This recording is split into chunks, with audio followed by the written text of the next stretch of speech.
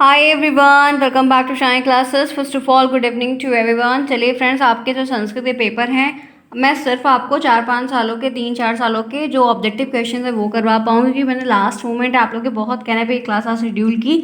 Otherwise मैंने आपके लिए हिंदी और कंप्यूटर को शेड्यूल करके रखा था कि वो चीज़ें आपके करवा देंगे, क्योंकि संस्कृत की वर्चुअल नोट नहीं बन पाती। संस्कृत और मैथ दो सब्जेक्ट ऐसा जिसको लिखना ही पड़ता है, इसीलिए मैंने ये चीज़ नहीं की थी, क्योंकि टाइम नहीं मैनेज हो पा रहा है मेरे से। ठीक है, काम बहुत ज़्यादा मेरे सर पर है फिलहाल के लिए। कोई बात नहीं, चलिए आइए देख लेते हैं। अब आप लोग की इतनी गुजारिश है तो थोड़ा बहुत मैं वक्त निकाल के और करने का प्रयास कर रही हूँ। आइए जानते हैं, ये 2018 का पेपर है। 2018 का पेपर 2 बार हुआ था। ठीक है, पेपर लीक वगैरह हो गया होगा, जो भी रहा होगा उसका सीन की वजह से 2 बार हुआ है।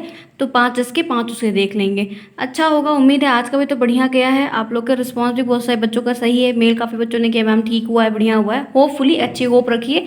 ठीक है, जो होगा देखा जाएगा। चलिए आइए शुरुआत करते हैं, देखते हैं यहाँ पर आपका जो वस्तुनिष्ठ प्रश्न उसकी पहली संख्या में आपका पहला प्रश्न है।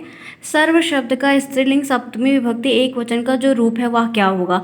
ऑप्शन 1 है सर्वसमिन, ऑप्शन बी है सर्वा, ऑप्शन सी है सर्वाम, ऑप्शन डी है सर्वश्याम। तो यहाँ पर सर्व शब्द का स्त्रीलिंग सप्तमी विभक्ति का वचन रूप क्या होगा। तो यहाँ पर इस प्रश्न का जो सही ऑप्शन है वो आपका डी ऑप्शन सर्वश्याम। ठीक है, ध्यान रखना। आगे बढ़ते हैं इसी के साथ नेक्स्ट प्रश्न देखते हैं। पावका शब्द का संधि विच्छेद क्या होगा। पावका शब्द का संधि विच्छेद क्या होगा। तो पा प्लस अका है ऑप्शन 1, पो प्लस अका है ऑप्शन बी, पौ प्लस अका है ऑप्शन सी और पाव प्लस अका है ऑप्शन डी। आपको संधि से प्रश्न बनेंगे, आपको पवन का भी आ जाएगा। छोटे छोटे संधि विच्छेद से प्रश्न उम्मीद है। और आपकी बार मैंने ये भी नोटिस किया कि कई सारे प्रश्न आपके रिपीट हो रहे हैं, बहुत सारे। आज मैथ में भी रिपीट हुआ था, सोशल साइंस में तो ऑब्जेक्टिव जैसे लग रहा था रिपीट ही रिपीट है, साइंस भी रिपीट था। तो उम्मीद है कि संस्कृत, हिंदी, कंप्यूटर कल आपका रिपीट ही मिलेगा। कई सारे प्रश्न आपको मदद करेंगे। तो दूसरे का जो राइट आंसर है वो यहाँ पर आपका बी ऑप्शन सही है, सॉरी सी ऑप्शन सही, पौ प्लस अका, जो कि क्या है, अयादि संधि है। क्या है, अयादि संधि है। आगे बढ़ते हैं, नेक्स्ट प्रश्न देखते हैं। चलिए इसी के साथ आगे बढ़ते हैं और नेक्स्ट प्रश्न देखते हैं। यहाँ तक सभी को क्लियर हो गया होगा उम्मीद के हिसाब से। तीसरा देखिए, अधिहरि में कौन सा समास है। अधिहरि में कौन सा समास है। तत्पुरुष समास ऑप्शन 1 है, बहुब्रीहि समास ऑप्शन दूसरा है, द्वंद्व समास ऑप्शन तीसरा है, अव्ययीभाव समास ऑप्शन चौथा है। अधिहरि में कौन सा समास है। विच ऑप्शन इज बेस्ट, जल्दी से बताइए किस समास का यहाँ पे प्रयोग किया गया है। तो तीसरे के लिए आपका एक ही ऑप्शन उचित है, राइट है, परफेक्ट है, वो आपका डी है, अव्ययीभाव समास। ठीक है, क्योंकि अधि यहाँ पर जो है वो एक उपसर्ग है। ठीक है, ध्यान रखिएगा। आगे बढ़ते हैं इसी के साथ नेक्स्ट। 29 की शुद्ध गिनती क्या है। आपकी यहाँ पर संख्या नहीं है, 4 ऑप्शन दिए। 29 का मतलब यहाँ पर 29 से है। ठीक है, अब 29 इसमें से कौन सा नहीं, यही पूछ रहा है। नवविंशति नहीं है, नवति नहीं है, 39 नहीं है, 39 नहीं है। संख्या आपको आएगी 101% आएगी। अच्छा प्रश्न है और संख्या का प्रश्न भी आ जाएगा तो बढ़िया रहेगा।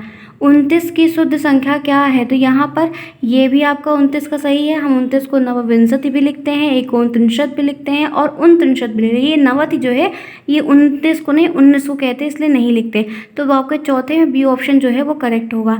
आगे बढ़िए, उपसर्ग धातु के साथ आता है। उपसर्ग धातु के साथ क्या आता है। उपसर्ग कब लगता है, पहले लगता है, नहीं लगता है, पीछे लगता है, आगे पीछे दोनों तरफ लगता है। हम सभी जानते हैं उपसर्ग और प्रत्यय दो ही चीज़ें आपके व्याकरण में है। उपसर्ग हमेशा पहले लगता है और प्रत्यय अगर दिया होता तो वह हमेशा बाद में या पीछे लगता है। तो आपका 18 का एक पेपर मैंने करवा दिया। आगे बढ़िए, ये देखिए री पेपर हुआ है, दोबारा पेपर हुआ, इसके चलते हैं, फटाफट करेंगे। वृषभा शब्द को हम क्या कहते हैं। वृषभा मतलब संस्कृत में क्या होता है। भैंस होती है, बैल होता है, ऊँट होता है, कुत्ता होता है। हम सभी जानते हैं क्या होता है, करवाया है। तो यहाँ पर बैल होता है। ठीक है, गाय का पूछ सकता है, सांप का पूछ सकता है, बकरा का पूछ सकता है, बकरी का पूछ सकता है। तो ये ध्यान रखिएगा। आगे बढ़िए, गुण, दोष, दशा और या अवस्था बताने वाले जो शब्द होते हैं उनको हम संज्ञा में क्या कहते हैं। जातिवाचक, भाववाचक, समूहवाचक और भाववाचक और द्रव्यवाचक।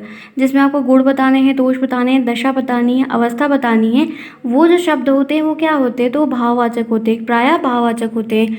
आगे बढ़िए, षष्ठी विभक्ति का चिन्ह क्या है। ये कारक का प्रश्न है, बहुत बढ़िया है। तो से के द्वारा, की के लिए, में, पर, का, की के।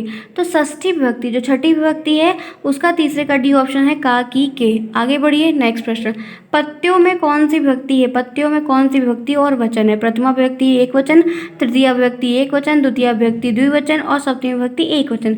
तो पत्तों जो आपको यहाँ पर दिया गया उसमें आपका सी ऑप्शन सही है, सप्तमी विभक्ति, उसमें एक वचन आपका है।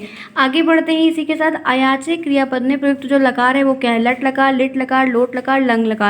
तो पाँचवें का जो राइट आंसर है वो आपका यहाँ पर क्या होगा, वो आपका लंग लकार होगा। ठीक है, चल रहे हैं 2 पेपर आपके 18 के दोनों मैंने करवा दिए। आगे चलो 19 का देखिए, 2019 जो पेपर हुआ था उसका क्या है, पिपीलिका शब्द का क्या मतलब होता है।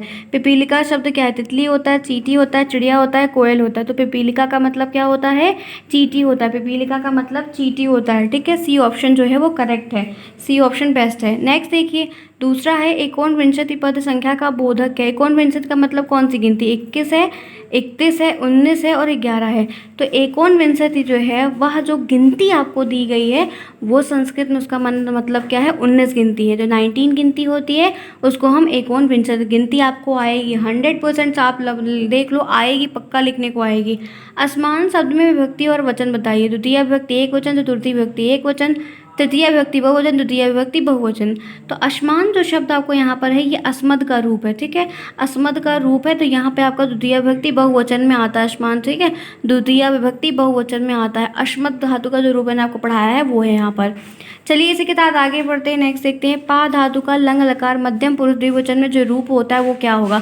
पीबतम होता है, अपीबत होता है, अपीबतम होता है, अपीबम होता है। पा धातु का लंग लकार का मध्यम पुरुष का द्विवचन का जो रूप है वह क्या होता है। तो राइट आंसर जो फोर्थ का है वो अपीबतम होता है। बी ऑप्शन सभी के ऑप्शंस करेक्ट है, बी चूज करने वाले सभी बच्चों का करेक्ट है। आगे बढ़िए, उत्तम पुरुष से संबंधित जो सर्वनाम शब्द है वह क्या है। उसका है, मैं है, तुम्हारा है, वे। उत्तम पुरुष से संबंधित जो सर्वनाम शब्द है वह क्या है, तो वो यहाँ पर सी ऑप्शन सही, वो मैं होगा। ठीक है, आगे चलिए नेक्स्ट प्रश्न। अब हम करेंगे 22 का पेपर। क्या करेंगे, 22 का पेपर देखेंगे। तो 22 के पेपर में पहला क्वेश्चन आपका दिया गया है, छा संयुक्त रूप से क्या है। आधा का और आधा का, सा से, का और या से, का और शा से, का और शा से। तो संयुक्त रूप किससे मिलकर आपका बना हुआ, तो हम सभी जानते हैं कि छा जो संयुक्त रूप व्यंजन यहाँ पर है ये आधा का और षटकोण वाले सा से बना हुआ है। ठीक है, ध्यान रखिएगा आपका यहाँ पर ये वाला दोनों सेम ही है, तो यहाँ पर लेकिन ये इसमें नहीं लगा रहता है, ध्यान रखिएगा। ठीक है, हो सकता है ये ना भी आए। आगे बढ़ो, द्वादश शब्द बोधक जो है वो क्या है। द्वादश की गिनती क्या होती है, 2 होती, 22 होती, 12 होती, 32 होती है। तो द्वादश का मतलब हम सभी जानते हैं 12 होती है। ठीक है, क्या होती है, 12 होती है। आगे बढ़िए, सक्षमा शब्द में समास क्या है। कर्मधारय, द्विगु समास, तत्पुरुष समास, अव्ययीभाव समास। तो सक्षमा जो शब्द है उसमें आपका यहाँ पर कौन सा है, आपका अव्ययीभाव समास है, डी ऑप्शन करेक्ट है। आगे बढ़िए, ऊपर जाता है, तो ऊपर जाने के लिए संस्कृत हम क्या प्रयोग करें, निर्गच्छति, प्रतिगच्छति, उद्गच्छति, अवगच्छति। ऊपर जाना है, ऊपर की तरफ बढ़ना है, तो ऊपर जाने के लिए जो हम संस्कृत में प्रयोग करते हैं सामान्यतः वो आपका उद्गच्छति होता है। फोर्थ में सी ऑप्शन करेक्ट है। क्रिया के जिस रूप से उसके होने के समय का बोध होता है उसे क्या कहते हैं। धातु कहते हैं, काल कहते हैं, लकार कहते हैं, कर्म कहते हैं। तो क्रिया के जिस भी रूप से उसके होने का बोध होता है वो हमारा लकार होता है। क्या कहलाता है, वह हमारा लकार कहलाता है। तो फ्रेंड्स आपके मुझे 4 साल के पेपर मिले थे, मैंने आपके समानता 4 साल के पेपर करा दी। मैं इसके बहुत ब्रीफ में नहीं करवा पाऊँगी क्योंकि आप देख ही रहे हैं आवाज़ से मैं एकदम भरी हुई हूँ। ठीक है, तो बताऊँगी कभी। फ़िलहाल के लिए मुझे उम्मीद है कि आपके जो इंपॉर्टेंट थे, जो 4 साल के लेटेस्ट थे, वो मैंने करवा दिए और बता दिए हैं। अगर क्लास पसंद आई है तो जितना हो सके उतना लाइक करिए, शेयर करिए, सब्सक्राइब करिए। कल पेपर आप सभी का बहुत अच्छा होगा, परेशान ना होइए। ठीक है, बढ़िया जाएगा, जैसे आज का हुआ है सब कुछ अच्छा होगा। ऊपर वाले के ऊपर छोड़ो, सब बढ़िया हो जाएगा। ठीक है, तो ये रही आपकी class. Bye bye, take care, see you soon, best of luck.